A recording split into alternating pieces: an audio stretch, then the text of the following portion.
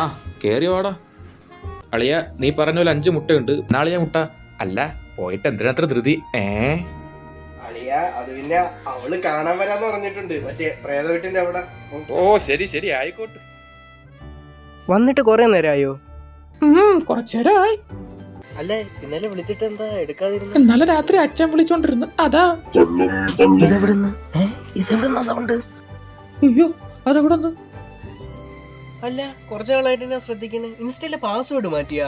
ഓ അത് ഞാൻ പാസ്വേഡ് മറന്നുപോയി, അതുകൊണ്ട് റീസെറ്റ് അടിച്ചതാ. ഇതിൽ നിന്നാണല്ല. വീണ്ടും ഇതൊന്നുമല്ലോ ഇനി.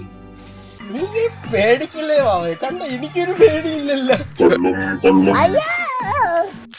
ഇങ്ങനെ മരക്കിഴങ്ങ മുട്ടയുടെ പുതിയ നോക്കടാ. എനിക്കൊന്നും വയ്യ, എനിക്ക് പേടിയാ. അമ്മച്ചേടെ തുറന്നില്ല ഞാൻ കളഞ്ഞിട്ട് പോവും.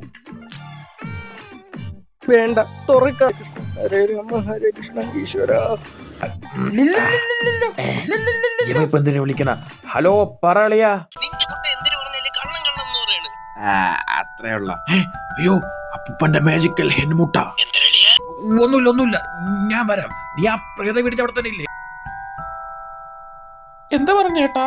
അവ ഇപ്പൊ വരാന്ന് പറഞ്ഞിട്ടുണ്ട്. അതൊക്കെ ഓക്കെ. നീ ഇന്ന് പല്ലേച്ചില്ലേടാ? അല്ല ഞാൻ തേച്ച്. അല്ല ഞാൻ കള്ളം പറയുമ്പോഴല്ലേ ഇത് മനസ്സിലാക്കുന്നത്. അപ്പൊ പിന്നെ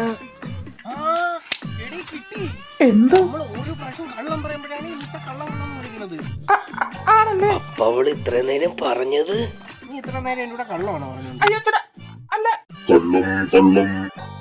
എടീ അളിയാ മുട്ട ഇവിടെ അളിയാ. എന്തളിയാ? എന്താ പെങ്ങളെ ഇത്? എവരെ പോലും തങ്ങിക്കൊടുത്തിന് വേറെ കിട്ടും. അളിയാ നീ ഇവിടെ ഉപദേശിക്കണം. എനിക്ക് ഇവിടെ പെങ്ങള് പോലെയല്ലടാ. അളിയാ അതൊക്കെ തന്നെ അളിയാ.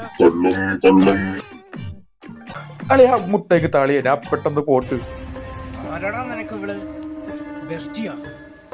കൂട്ടുകാരിയാ? അതേ കാമുകിയാ?